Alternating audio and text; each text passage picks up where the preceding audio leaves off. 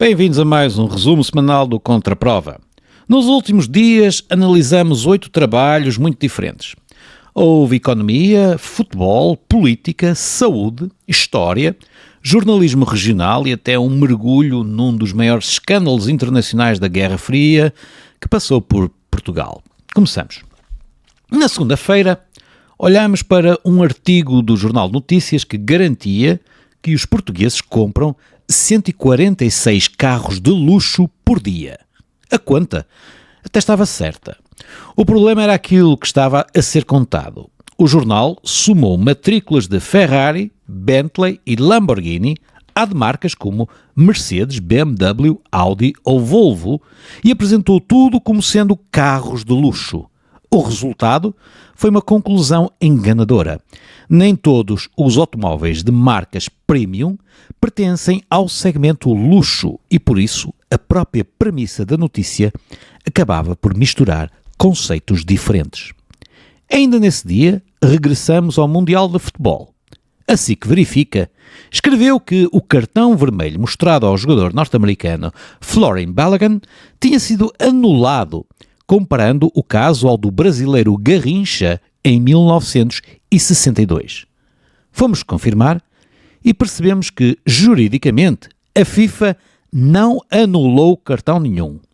O que fez foi suspender a sanção automática ao jogador norte-americano.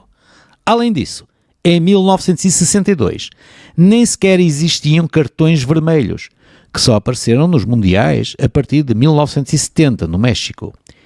Recuperamos, ainda nessa mesma notícia, um episódio também praticamente esquecido. É que, em 1962, houve a intervenção política do primeiro-ministro brasileiro Tancredo Neves junto da FIFA para permitir que Garrincha pudesse disputar a final do Mundial.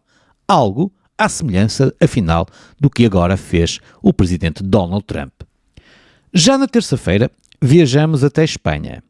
O Diário de Notícias escreveu sobre a intenção do líder da oposição, Alberto Núñez Feijóo, de aplicar a toda a Espanha uma lei madrilena que atribui determinados apoios sociais às famílias ainda durante a gravidez. O problema surgiu quando a notícia estabeleceu um paralelo com os Estados norte-americanos que reconhecem personalidade jurídica ao feto e restringem ou proíbem o aborto. Fomos ler o diploma e verificamos que essa comparação não é sustentada pela lei aprovada em Madrid. O diploma limita-se a produzir efeitos administrativos para acesso a prestações sociais, sem alterar o estatuto jurídico do nascituro nem a legislação espanhola sobre o aborto. Também na terça-feira analisamos uma manchete do Correio da Manhã sobre a onda de calor. O jornal falava em quase 200 óbitos com a onda de calor, mas chegava a esse número somando apenas os dias em que a mortalidade ficou acima da linha de base. Explicamos por que motivo não é metodologicamente correto transformar desvios estatísticos em mortes atribuídas ao calor sem considerar intervalos de precisão, o chamado efeito harvesting, a evolução temporal e outros fatores demográficos. O resultado foi um crivo da verdade com veredicto de errado. Na quarta-feira, mudamos completamente de registro para uma lausproba. Desta vez, o nosso elogio foi para o podcast Histórias do Porto, da SIC Notícias, conduzido pelo jornalista Carlos Rico. Num panorama mediático, muitas vezes centrado em Lisboa, esta rúbrica lembra que há episódios fundamentais da história de Portugal que só podem ser compreendidos olhando para a Invicta. Mais do que contar histórias locais, Carlos Rico recupera memórias que ajudam a perceber o próprio país, sempre acompanhado por historiadores, especialistas e testemunhos de quem conhece verdadeiramente a cidade. Ainda na quarta-feira, voltamos ao tema do café. A SIC Notícias destacou o maior aumento diário da cotação internacional do café desde o ano 2000 como mais um sinal da escalada dos preços. O problema é que, quando a reportagem foi emitida, essa valorização já tinha sido praticamente revertida pelos mercados. Explicamos a diferença entre a cotação internacional dos contratos de futuros e o preço pago pelos consumidores e mostramos que o mercado continuava extremamente volátil. A subida existiu, mas a notícia acabou por omitir que grande parte dela já tinha desaparecido. Seguimos depois para um exemplo de alarmismo na área da saúde. A NIT publicou uma notícia intitulada "Doença rara está a voltar ao país".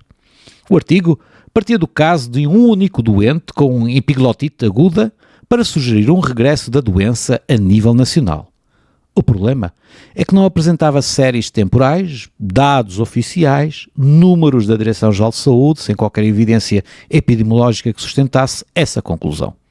Pelo caminho, o título afirmava ainda que havia médicos a culpar os imigrantes, mas o texto não identificava nenhum profissional de saúde que o tivesse feito de forma assumida. Um exemplo de como um caso clínico isolado pode transformar-se, por via do título, numa falsa tendência nacional. Terminamos esta semana com um arquivo vivo dedicado ao caso Irão-Contras. Uma grande reportagem do Observador sobre a Mossad, os serviços secretos israelitas, recordou o papel de Portugal na operação clandestina que ligou os Estados Unidos, Israel e o Irão. Recuperamos, então, um episódio quase esquecido da democracia portuguesa, quando, em 1987, a Assembleia da República aprovou uma comissão parlamentar de inquérito destinada a investigar precisamente a chamada pista portuguesa do Irão-Contras. Só que, poucos dias depois, caiu o governo de Cavaco Silva, o Parlamento foi dissolvido e a investigação nunca chegou a avançar. Quase 40 anos depois, continuam por esclarecer muitas das dúvidas sobre o papel desempenhado por Portugal num dos maiores escândalos internacionais da Guerra Fria. E foi esta a semana, aqui no Contraprova. Se gostou deste resumo, acompanhe-nos também no nosso site, subscreva a nossa newsletter e todas as semanas continuaremos a expor as notícias à prova. Até para a semana.